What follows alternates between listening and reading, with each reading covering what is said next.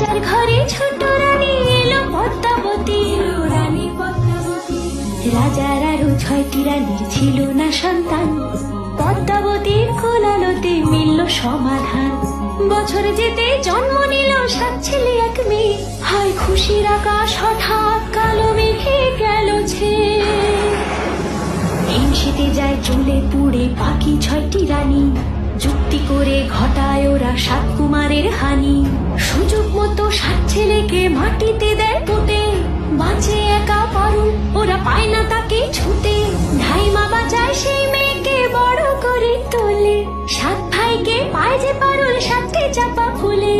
এত কিছুর পরেও রাজার বিপদ যে কাটে না, সূর্য নগরে সুখের সূর্য আর ওঠে না। হিংসা বিবাদ বিচ্ছেদ আর প্রেমের কাহিনীতে পারুল বোন কি পারবে 7 ভাই চম্পাকে জাগাতে।